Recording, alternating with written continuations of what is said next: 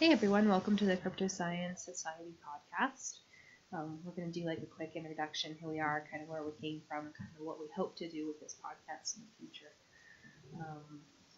I am Janae Conrad. I would be considered the second in command or the vice president. And then my colleague over here is Jason Cordova, and I am the president and co-founder of the Cryptoscience Society, an organization dedicated to the study of strange and unusual phenomena. not to be confused with cryptocurrency. Or not. We coined the term first. Dang it. So this isn't gonna. If you're here because you've searched or Googled the word crypto, we have nothing to do with currency.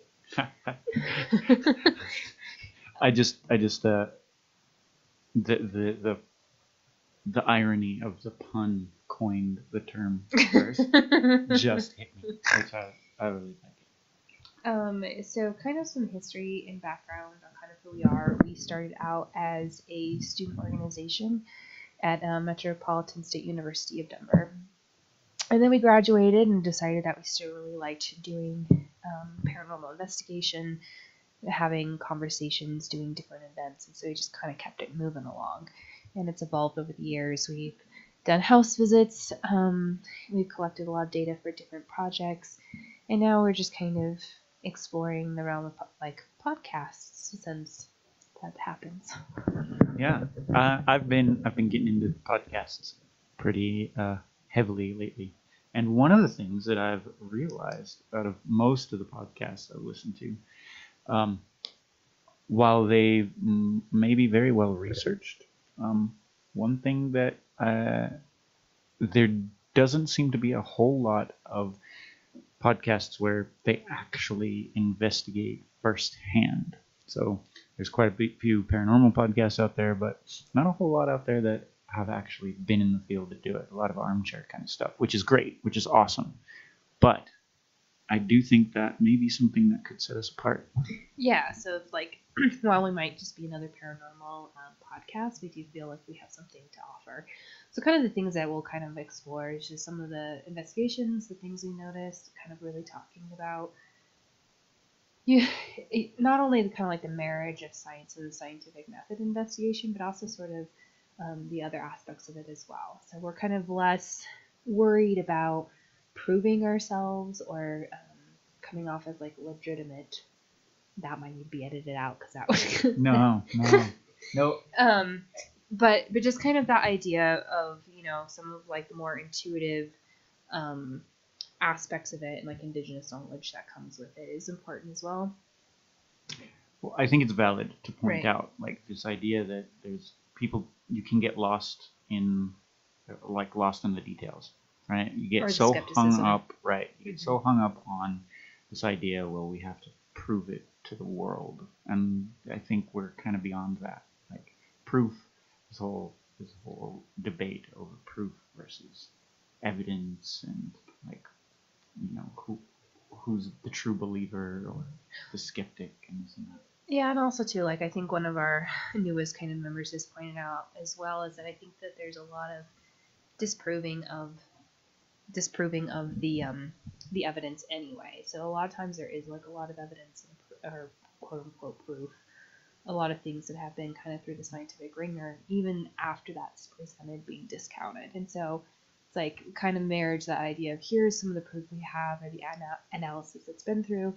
Here's like witness accounts and witness evidence in terms of that way, and just kind of all the and like then it's kind of we just want to tell a story and leave it up to you to kind of figure out how you feel about it. Right. This is what's happening. This is what we did, and this is what we found out, or better or worse. So I think that's actually a pretty good introduction in terms of that. What do you see being our first sort of topic of conversation? Well, I'm thinking we should tell some good ghost stories. So kind of wrap up the sort of haunted history sort of time period of this holiday. Right.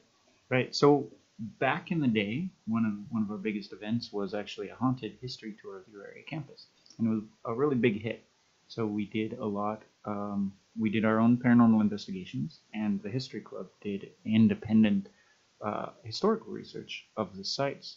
And after we were all done, we collaborated and kind of compared notes to see what kind of historical information they uncovered that might corroborate or discount any of our paranormal findings. And it was pretty cool.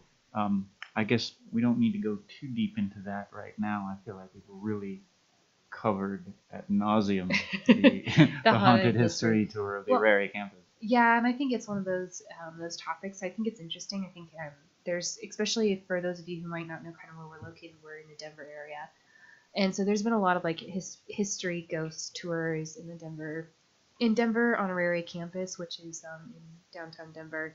I'm kind of less interested in those ghost stories and that history. So I guess maybe like let's kind of start with experiences, kind of go based off of kind of why we really got into this work and this hobby. And exploration, it always usually starts with an experience. Yeah, great idea. Before we do that, though, I would like to refer people to the what is it? It's our website. Our website first. Yes, cryptosciencesocietyx.com for information regarding all of our prior investigations and research, and of course, we'll have links to all of our references from the podcast with whatever we cover there. But I think on our YouTube channel, we've got some really awesome videos about our investigations on campus if you're interested in that. So yeah, check it out and subscribe. Yeah, I guess that's a good thing because like there's already historical content that we have developed. So yeah, it's kind of like it doesn't make sense to rehash it. So why are you here, Janae? Like what got me interested in it, or why? Yeah. I always thought, I think kind of growing up, I always had some like really fascinating experiences. I think I kind of always, as sinister as it sounds, I really started with having night terrors and being a little confused at what they were and what was going on. And so I did a lot of research, and there's not a lot of like scientific research, and kind of should like look that up again to kind of see what there is. But I was very fascinated by just the chemical process. A lot of people who our children usually grow out of it, or people who have significant PTSD or vets who come back from the war.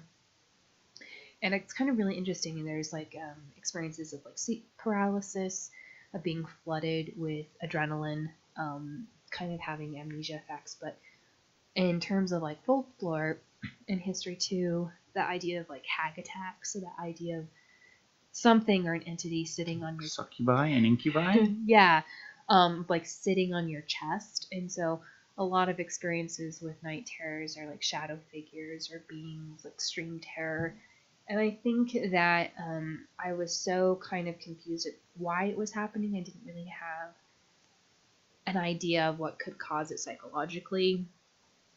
And after kind of researching like the science side of it, I kind of was so overwhelmed by it that I ended up, going to a psychic. And they told me this story of how that an entity or a ghost was like trying to contact me. The idea of like asking for forgiveness, and I thought that was really strange, and I kind of wrote them off. But I remember, and I don't remember what movie it was. Who was asking for forgiveness? I don't know, just the ghost. The psychic was telling you that this entity was coming to you asking for forgiveness. Yeah, so it was kind of this idea like in a past life they were like a father figure, or they had done something to me, like killed. I don't know exactly the details. It's been so long. And the person I went to was like visibly uncomfortable. They didn't really want to talk about it. But I thought that was like really strange. I didn't really think anything of it. Just kind of, because I kind of go back and forth between like overly into the paranormal or like on the other side of being overly scientific. So I've kind of had to figure out how to reconcile those two sides of things. But I remember, because I was like 18, I remember being in a film class, and watching a movie. I can't remember the movie, but there was definitely a significant amount of violence between like the dad and the offspring. And I just kind of remember like, oh, I think this must be kind of what it felt like. And it felt weird and strange, but I remember just kind of having this conversation. It was like, I like didn't forgive the entity. It was kind of strange. It was just sort of like, I would need you to leave me alone. Go figure your own shit out. And I stopped having night terrors for a significant amount of time. But I just remember that it kind of intrigued me and really started. I kind of fell into cryptoscience shortly after that and was just sort of interested in sort of what does that mean? And it was not experience I couldn't really explain. I didn't really have much science for it. I didn't have much like woo, kind of exploration to back it up.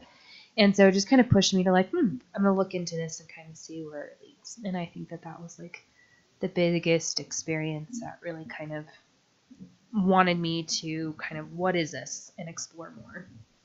Interesting. Were you into like other stuff too, like ghosts and UFOs and Bigfoot? I think for the most part, I was always sort of interested in the occult and in ghosts and kind of like witches, werewolves, vampires kind of thing. I did believe in ghosts, and I was really fascinated by the concept of like past lives. But getting into like Bigfoot and UFOs didn't really happen until getting into cryptoscience. So that was like a whole other layer I wasn't expecting to kind of add. So would you say that was on the fringe?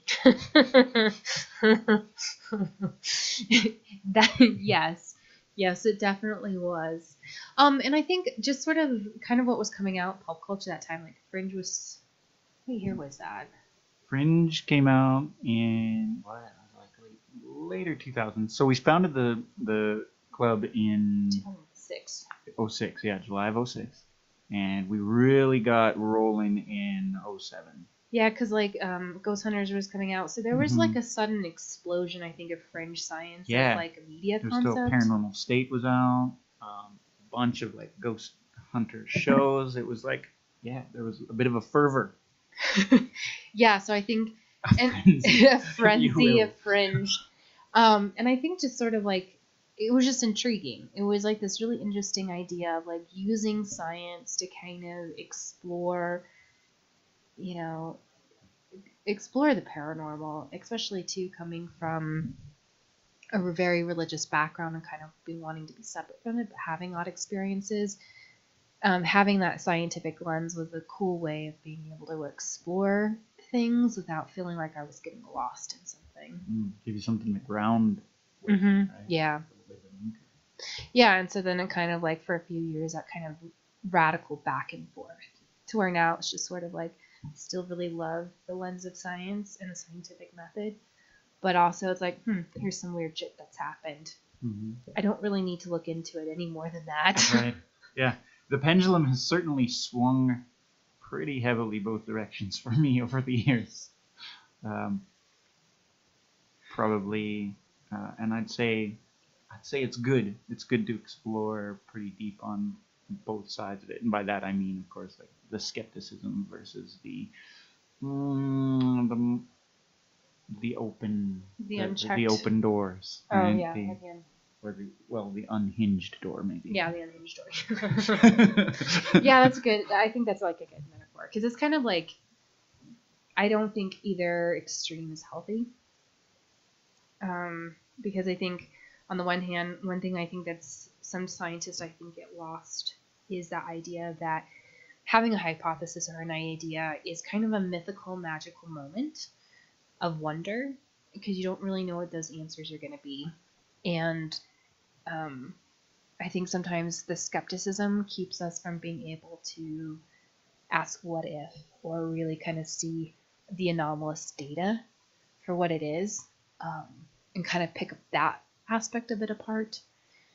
But on the other hand, too, it's being too far the other side keeps you from just kind of like, maybe it was just like a weather anomaly, and that's okay because maybe that weather anomaly in itself is really significant and magical. Right. You that don't that have kind to, of stuff can be cool too. right. You don't have to. It doesn't have to be like a werewolf hunting you down. You know.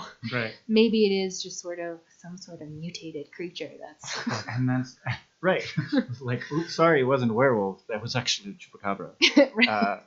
But it doesn't fit my paradigm, Mhm. so I'm not going to accept that kind of thing, right? Like, Yeah, or kind of. it is crazy that kind of attitude is prevalent.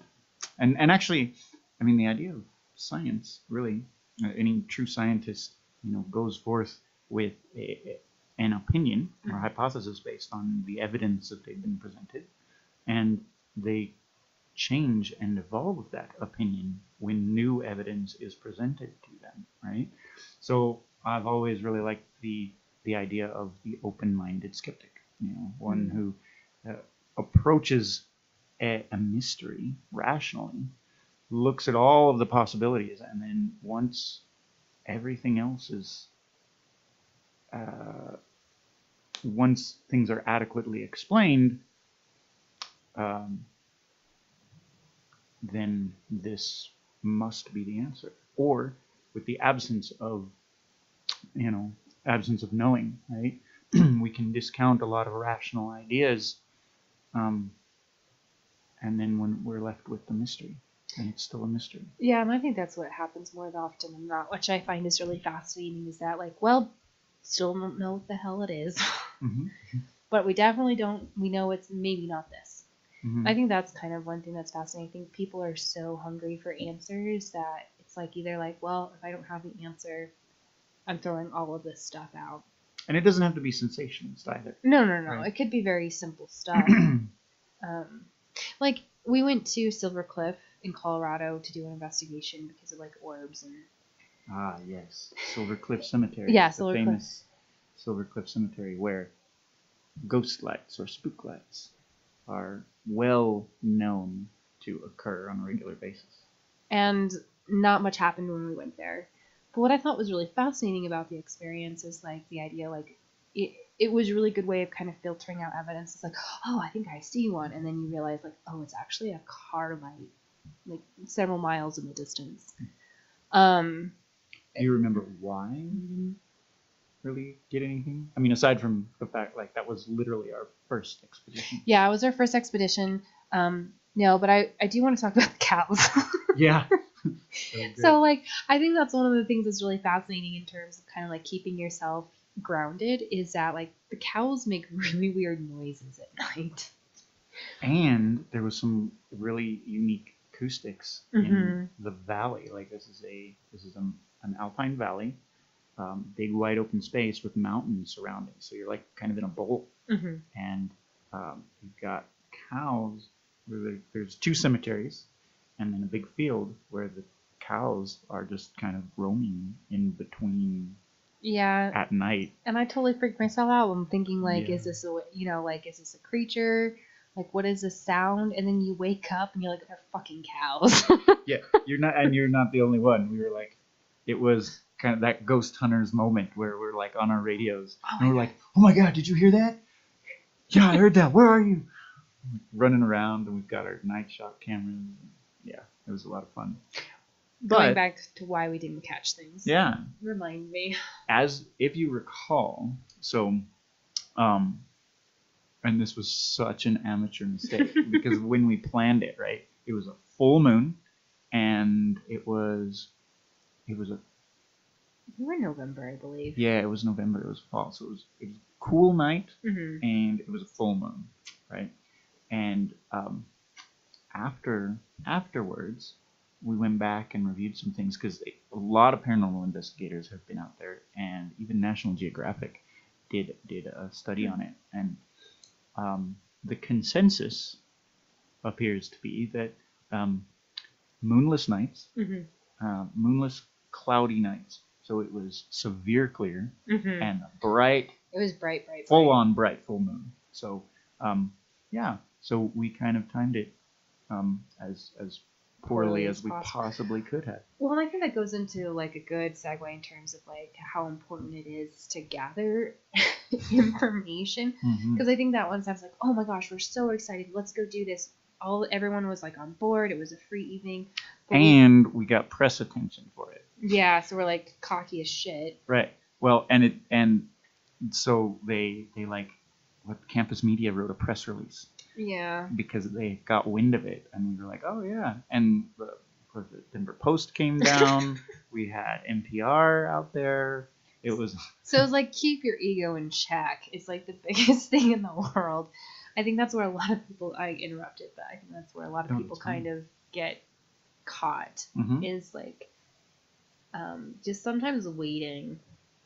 Right, and it wasn't even about that. Mm-mm. Like I don't feel like I was happy to accept all the attention, but knowing that all this press attention is probably not going to do much to attract any kind of activity. But if it did, though, how cool would that have been if like all the something news happened, had gotten on them? So or like the other thing too is just I've come to the conclusion that cemeteries are the worst place to do investigations.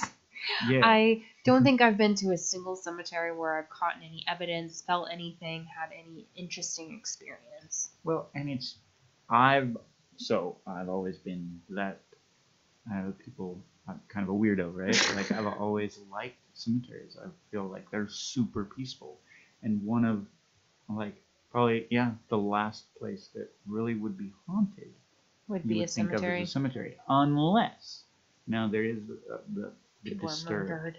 Well, yeah, of course, there's that whole like murder, death, kill, and horror show kind of stuff that makes for good movies, right? And good ghost stories. But when it comes to the cemetery stuff, like it's a place of rest.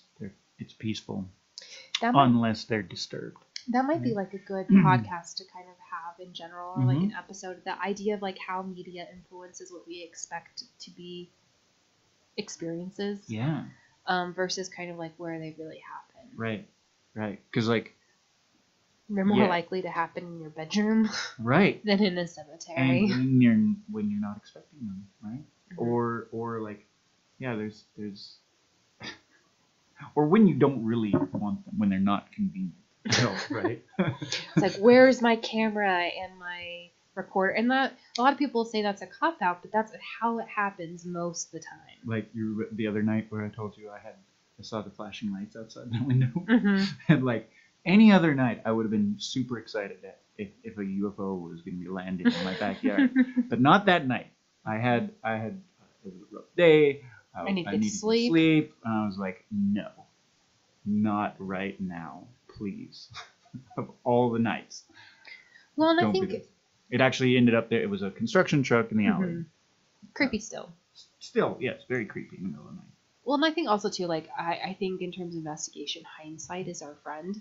Because a lot of times, like you're in the thick of it, in the middle of it, and you're reviewing your data, or you're just kind of you get new information, like a post or some sort of media attention or something else happens. And you're like, well, this experience seemed really innocuous. I don't know if that's the right word. Innocuous at first. And then you get more more information and you're we both have college degrees. That's going to irritate people. We can speak English. English. Pretty well. I should hope so. My degree's in English. Un poquito español. Mi español es malo. Necesito practicar. So, and I think that's one thing that's really interesting as well, is that sometimes you don't know what material you have until a while later. Oh, yeah. That whole and exhaustive data review. Yeah. Oh, it takes for fucking ever. Delegate to the trainees. So that is actually another interesting point, too, to touch on with the Cryptoscience Society, is that we do a lot with investigator training, right? Like a new member comes in, like, I want to go. Like Heather, for that example. Would be a really good, separate episode in general. Like just do a whole episode on investigator training. Yeah, because it's like, because it's just, you could talk like a lot of like leading witnesses and, how do you have interviews? That might be good, like, or if you want to go investigate, here's some tips and tricks and Yep. tricks, ticks, whatever. This is going to be edited, so. Tricks and tips. Tricks and tips. Yeah. But yeah, I think, it's really interesting. Yeah. That people So who we really have want to. comprehensive training program that includes all that stuff. Yep. And it's not the kind of thing that really, as we've learned from personal experience, you don't want to go in there without knowing what you're doing. Sometimes it can actually be dangerous. And if you are somebody who believes in this stuff, you don't want to bring something home with you. Yeah, or heighten a negative experience. So, for example, one of our newest members is really excited to go on an investigation. So what happens? The next investigation that pops up was was that the poltergeist or the possession? Yeah. No, I think it was the poltergeist. Which turned out to be some black magic mayhem. Mm-hmm. And then the other one was the possession one, which was pretty simple. Pretty simple. It really wasn't a big deal in the end. Well, it was not as big of a deal as we thought. But a lot of times investigations pop up that kind of tap into people's insecurities really easily. I don't know what the science is behind that or the mystery is, but it's really fascinating that a lot of our investigations are very psychological. Mm-hmm. And a lot of times people are like, I think people really like UFOs, Bigfoot. For a lot of people, not everyone. We have another person who's like, Bigfoot's like a big deal for them. But like for some reason, that's a little further outside of us, and that's a little easier to investigate or explore because it's so much other than us. But if you have something that's a bit more based in, like the magic of psychology, really. But that really get really intimate. Yeah. So I see what you're saying is like we're studying a non-human intelligence. Mm-hmm. Or like we're investigating what could potentially be such a thing. Then you feel like there's some distance to it. There's a veil. There's a buffer. Mm-hmm. But I think with the things with ghosts. The parapsychology. Yeah, the parapsychology of it. Mm-hmm. When it's like ghosts, when it's like people are doing ritualistic stuff, it's really, really very much based in neuropsychology. Mm-hmm. And so I think that is a lot harder for people to disentangle. And it's very easy to lose yourself in. And when you're investigating too, you want to be very you're listening to people's trauma a lot of times, and you're kind of looking at like how they project and perceive that in very many different ways. And so being like, I'm validating this experience. Mm-hmm. Let's pull it apart a little bit, mm-hmm. and then how do we comfort that? Yeah. And that is like you can get lost in that a lot easier than going out to the San Luis Valley and looking for UFOs. Mm-hmm. Yeah, and that's another interesting point too, because this person you're talking to, it could be very easy to manipulate or also insult too, because this person believes that this is what happened to them. Right? Like that power of belief is really, really strong. And so if somebody believes that this is going on and you are kind of come in very like clinical scientific mm-hmm, about it, mm-hmm. you're not going to be helpful. Right. So what I've found is a lot of times people just need to feel like somebody is there that is going to listen to them and not write them off as completely insane, right? Yeah, but then also at the same time not turn it into something bigger than it is either. It's like mm-hmm. a very delicate balance, because you could also like, and people have, like investigators have kind of like, well, maybe it's this, and then it creates a bigger chimera than mm-hmm. needs to be there. Or like that, there was another alleged possession situation. Mm-hmm. This person thought she had a demon attached to her, and she said she had gone to all these different practitioners, like priests, clergy, this and that, and all of them really fueled this demonic idea, mm-hmm. like that it was a demon, very sinister, ancient kind of entity. And like, objectively, let's say that it is actually some kind of malevolent spirit. The idea of calling it a demon just fuels its ego. What if it's just a parasite and it's feeding off that? So don't give it anything more. Just starve it away. And again, there's that power of belief. If that person truly believes that that's what's happening, then it is. You're right? creating that reality, and so kind of like, and then that's kind of cool where some of that science plays in terms of like neuroplasticity and neuroscience and how our brains are so adept at like changing brainwaves and pathways and creating new realities. So like if there's an experience happening, there's an ability to create a different sort of relationship to a poltergeist, to a demon possession, to. Mm-hmm. And that's the other thing that I think is really interesting in this work, is that an individual has a lot of power to change things. And sometimes I think with like possessions and demonic things or poltergeist things like that, there's a level of like, well, it's this thing outside of me controlling my life. And more often than not in our investigation, it's that parasitic relationship. Mm-hmm. They're playing off of each other. Mm-hmm. And when you can kind of heal that or kind of move someone through that. But then it's kind of interesting too, just kind of like the weird shit we do. Like, mm-hmm. I don't know, it's interesting. The more and more I've done this work, the more I think people don't realize how powerful of corporeal beings they really are in creating their realities. Or even if it's like manipulated, and somebody's feeding into that. Like I never want to discount the idea that random shit happens to people, and influences it and sucks. But it's just it's a bigger thing than just that. Mm-hmm. Yeah, that's a good. It's a good point, but it's a good segue into I think my side of things too, mm-hmm. Where and kind of where I've come to lately. Like we actually kind of took a little break from cryptoscience stuff because I began really getting more involved with studying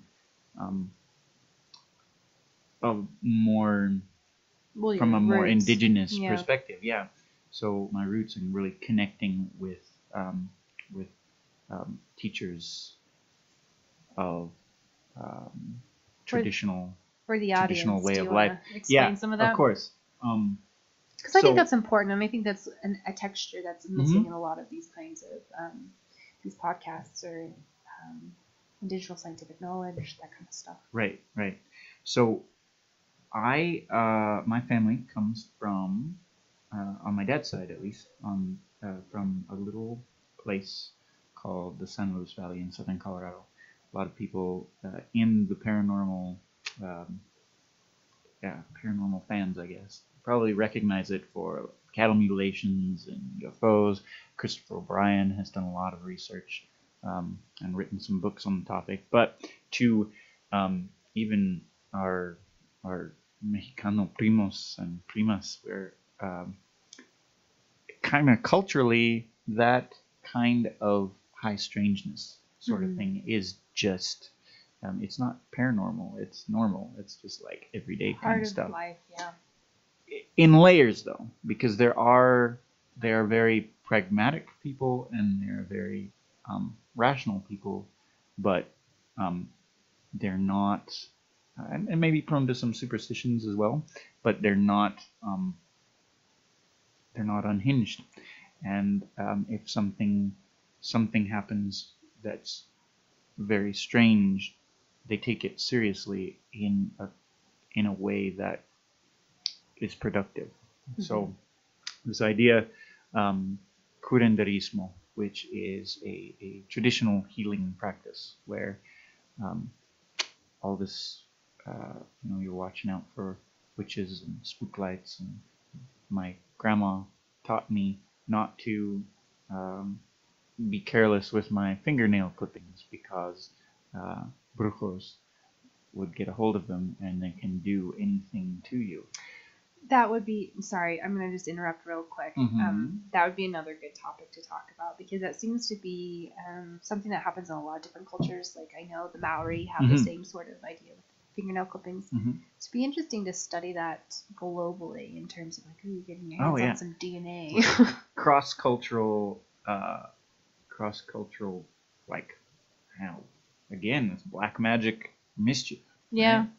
And this idea. So, anyway, so the point here is that I come from a family background where some of this stuff was a little more acceptable. And as I grew older, there were some disconnects with the traditions.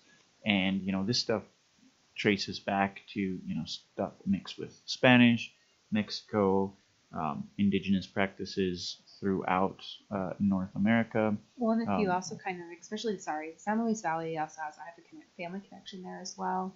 But even like, I use the word crypto again, like crypto-Jewish populations, especially because of the Spanish Inquisition. There was a lot of like Jewish folks who kind of went underground, and it mixed in with a lot of the Chicana Catholicism and indigenous practices. And so you also have that like extra added layer. So San Luis Valley is just a very interesting hotbed of stuff, like culturally, scientifically, and then also in terms of like the paranormal community. Right. So, what has been interesting too is that I think things appear to have come full circle in the sense that, we're being called upon in this really high-tech post-rationalist kind of society where now here people are contacting paranormal investigators, us, as saying they need investigation, but what they really need is like they need a house cleansing or they need an exorcism or that's what they think they need. And we talk to them and it gets a little deeper and finds out like, oh, well,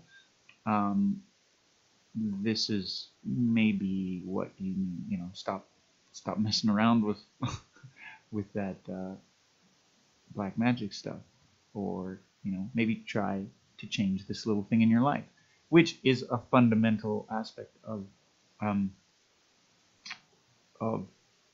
just basic healing of people in your life.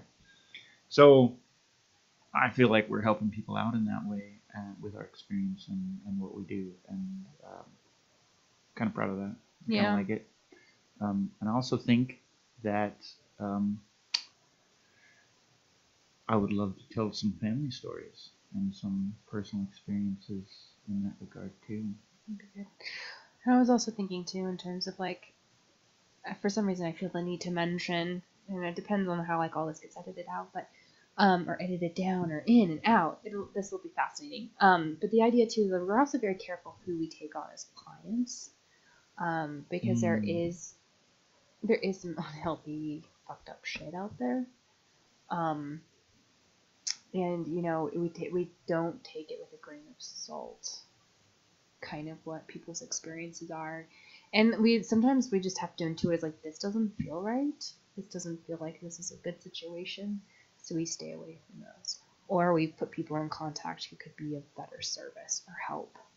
Sometimes it's like, hey, have you thought of like talking to a counselor, or have you thought of like X, Y, Z? So I think that's also a really interesting component to it as well, is that some of the best good or help you can do in certain investigations is just to not investigate. Yeah, keep your distance. Like, thank you, but we are... our plate's full. Yeah, or just, we don't...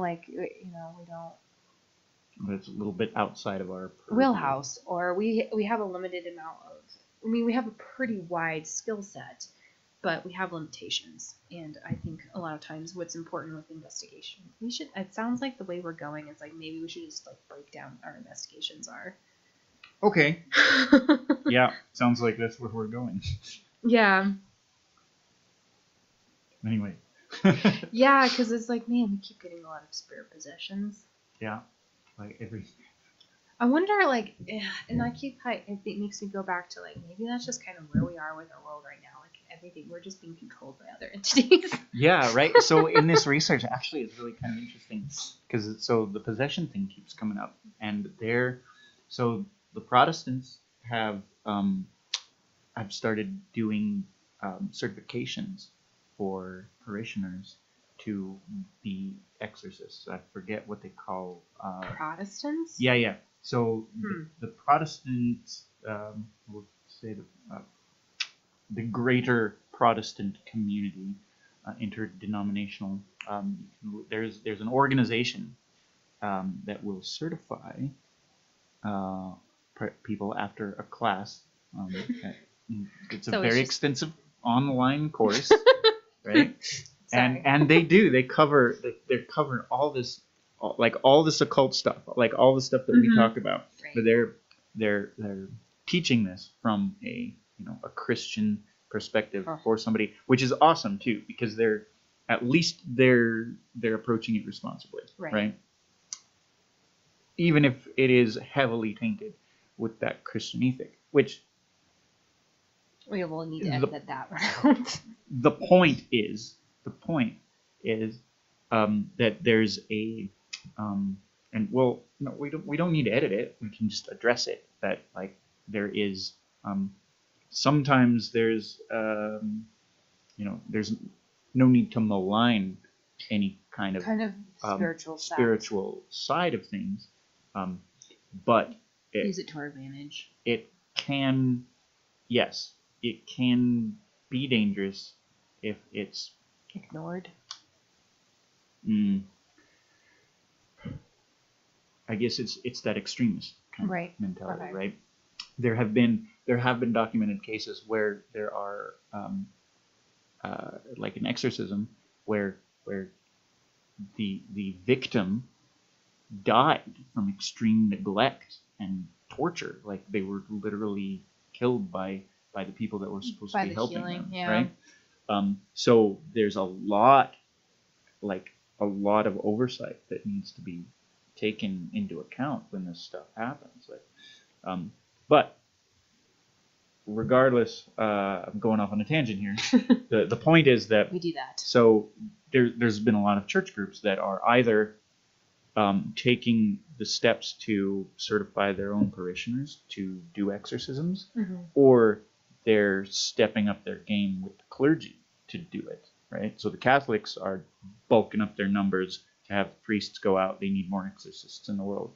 The Protestants are taking the approach of like certifying their parishioners to do it. But collectively, they're in agreement that there needs to be more exorcists. Interesting. Overall, which I find incredibly fascinating. So what is that? What is that saying, right? What does that mean? What does that really mean? There's and there could be so many layers to it. There could be, look at the kind of our political climate in our world right now and feeling really helpless and, manipulated and controlled, and kind of how that plays itself out psychologically. But then what's the other aspect to it? What's the other layer, is there just like more things and energy involved kind of interfering or interconnecting with us? Is it aliens? Are aliens visiting us more? Is it spirits? Is it it would be a very fascinating thing to disentangle. Or is it really happening more? Or is there more awareness of it? More awareness of it, more attention to it, more open communication about it. The internet age. Well, and that's the other thing that would be fascinating to look at too, is like I feel like with the internet and technology, we have the ability to record so much data, but then so much of it is discounted at the same time because of how proliferating it. Like everything is available at our fingertips. Right. So like if we could, like if, for example, if you go on YouTube and I've done this before too, it's like, let's say it's a UFO that's being filmed.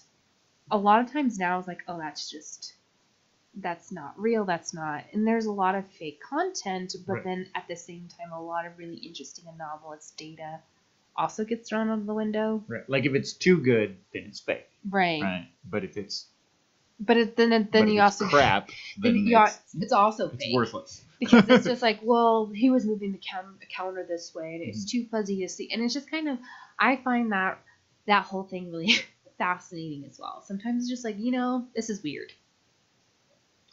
and we can't say what it is, but it doesn't change the fact that it's still weird. I don't know, so aliens. Yeah. Or just, like all that different stuff. So I think that's kind of interesting how the oversaturation of information can help, and it also hinders. Yeah, one of my professors put it really well, is that the internet is like a dumpster. There is a lot of garbage in there. But every once in a while. But there is also some like, supreme golden nuggets of treasure, like this podcast, for example. Except we're so babbly. We're just experimenting now. This is the first episode. Yeah. So we'll see what happens. What we intend to do, we'd like to plan.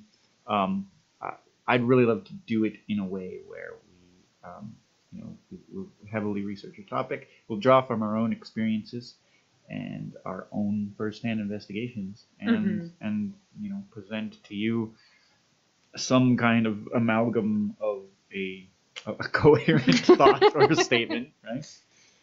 Yeah, I think that would be really, really interesting. Mm-hmm. But at its core, I feel like one of the most successful aspects of the Cryptoscience Society has always been our collaborative discussion topic meetings, right? So the idea that any member can come in and be a part of this conversation. We all take turns doing research on a topic and presenting it. And so that's kind of what we're doing here, is we're presenting our research, our experience, our findings here, and sharing them with the greater public. Yeah, and that's the other thing that I really appreciate too, is just everyone has different emphasis or knowledge and expertise. And it's really cool to kind of listen to someone and how I've, like, oh, that's a really interesting angle I never even thought of. Or like, oh my God, that explained an experience that I had, and I never even would have considered that. For example, I used, the whole Bigfoot thing still kind of, sounds like shit to me, to be completely honest. But at the same time, it's just been really intriguing seeing everyone's passion about it, and really kind of, stepping back and kind of looking at the evidence that people have presented and experiences and different things like that. And now it's less, hokum pokum and a little bit more, never thought of it from this angle. That's really interesting. I still don't know because I've never seen Bigfoot. But, the evidence seems quite intriguing. And just, the wealth of it. But you met Hasty the other night. Just because he's tall doesn't make him a Bigfoot. We shaved him. So it's just kind of things like that I thought were are really, really fascinating. That kind of idea of new information is presented to you, and you kind of have to adjust your thinking to it. Yes, and that is kind of the core essence of what we do, right? It's well, never thought of that. And I feel like that's a more healthy skepticism. Don't take everything for granted. Yes. But at the same time, just that's interesting. Because that's one thing that does kind of irritate, and that could be a whole other episode, is how skeptics get really on my nerves sometimes. Just to the point to where they overhype the extremism and they make it worse. Yes, yeah, I agree. It's like the pendulum completely swung the other way. And don't get me wrong, I love the skeptical community. Many of our followers are actually right, are skeptics. They keep us grounded. Atheist skeptics, and it's really awesome. I am a regular guest on the Amateur Skeptics podcast too, and that really hones, keeps the argument sharp, Right. That's true. The debate skills, right? Yeah, and I think that's a good angle. Like, Oh, we should have some of them. That'd be cool. Like, my partner is an atheist, and I always find his perspective really fascinating and intriguing. And it also kind of keeps things like, well, maybe it really is just this. But it is, you know? right. But it also, yeah, and I'd say, I mean, a lot of us are pretty skeptical, though, when it comes down to it. Because there's really far out there with that stuff. But also, it gets to a point where I like the Darwin thumpers, right? Where it's like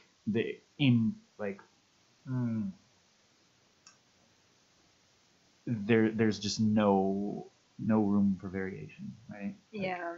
And it gets to like that could go all the way to a flat earther, right? Like I don't see it, so it's not real, right? Yeah. I can't see the curvature of the earth, so as far as I'm concerned, show me some evidence. Which is interesting. So then there's kind of like that idea, and people would argue this, but like you're putting your faith in the scientific method in a lot of ways too. That you're right, faith and belief and and I was like, I still trust that a hell of a lot more than other things. Science. I like it. Yeah, like science, I think science is real. Yeah. Okay, now we're just spitballing a bunch. The other like idea I have now too is that idea of people who like pick and choose theories to believe in. Cherry picking. Yeah. So like I was following this one person on Instagram for a while who was like, this conspiracy doesn't work, but this one is. It's just sort of, how can you really make that determination? Because there's not really evidence for either of those theories. They're just helping to fill what you think is your real view. Right. Which I always think is really interesting. Right. Like, they totally faked the moon landing, but 9/11 couldn't have been an inside job. Right, exactly. Or any combination of that. Yeah, or like no such thing as ancient civilizations, or like Anunnaki kind of stuff, but we totally have a secret space program. You're talking like interwoven like inside the conspiracies. And like cherry picking aspects inside. Yeah, totally. Like, well, no, we're like, your theory about Roswell's wrong. Yeah, right? Exactly. Or my theory, because it just doesn't fit into my paradigm of what my like sci-fi comic book version of what I think happened at Roswell. Exactly. Like, I don't know. Yeah, and so sometimes it's, and that kind of like always goes down to like, this is different. Something's going on. Mm-hmm. I just don't know what the fuck it is. That's right. Yep. And at 52 minutes into the podcast, you would think that we would get to the bottom of all the strange and unusual phenomena, but apparently we have a lot more to talk about. So I hope we haven't lost you all in our ramblings and meanderings. We're gonna get so many downvotes on YouTube. But if we enticed your tantalized your brain in any way, we are happy to have you listen to us and do the subscribe thing and like us. Check out all our media stuff. Go to the website, cryptosciencesocietyx.com, and give us a bit of levity. We're kind of working with some basic knowledge and skills when it comes to media. Yeah, this is our first ever podcast. This is like, I've got my home recording studio set up, adapted music stuff, which it's not bad equipment. I just don't know what I'm doing. So there's that. And we'll make sure that Janae speaks into the microphone next time, actually, so we can hear, hopefully, it all recorded. And what else? Do we have anything coming up? Any events? No, I think we have a name and a number for another spirit possession that we'll be looking into. Yep. So maybe we'll keep you all up to date on that. Yeah, we will keep you posted as events happen. And check out the blog, too. We've got something on Bigfoot coming out. Yeah, that's right. We are in the process of reviewing a submission from our resident Bigfoot researcher, Jim Brown. And yeah, man, I'm excited. There's a lot to come. So stay tuned, and thank you for joining us. Bye. Bye. Have a great day. Weekend, whatever.